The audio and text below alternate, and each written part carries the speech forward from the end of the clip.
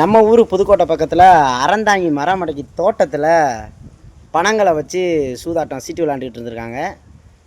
அவங்களுக்கு தெரியுமோ தெரியாதான்னு தெரில. ஆன்லைன்லலாம் ரம்மி கேமு நிறையா இருக்குது. அதெல்லாம் ரெஃபர் பண்ணிக்கிட்டு நிறையா சேனல்காரங்க இருக்காங்க.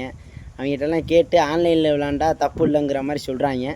ஆன்லைனில் பயலுகள்லாம் அதுக்கெல்லாம் ரெஃபர் பண்ணுறாங்க, அந்த ரம்மி விளாடுங்க இந்த ரம்மி விளாடுங்கன்னு. அவங்களாம் கேஸை போடுறாங்களான்னு தெரில. அவங்கள்ட்ட வந்து நிறைய பணங்களையும் செல்ஃபோனுகளையும் வண்டிகளையும் பறிமுதல் செய்யப்பட்டிருக்கு. திண்ணையில் உட்காந்து திருட்டுத்தனமாக உட்காந்து விளாட்னா தான் நம்ம ஏரியாவில் குற்றம்னு சொல்லுவாங்க.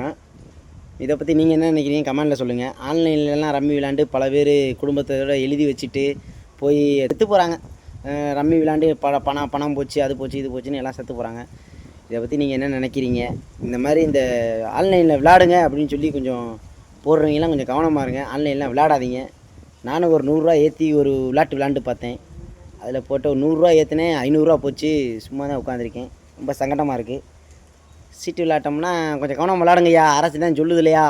அவன் விளாடாமல் இருங்கய்யா. ஏயா அப்படி பண்ணுறியா? நம்ம ஊரில் கொஞ்சம் கவனமாக இருங்கய்யா.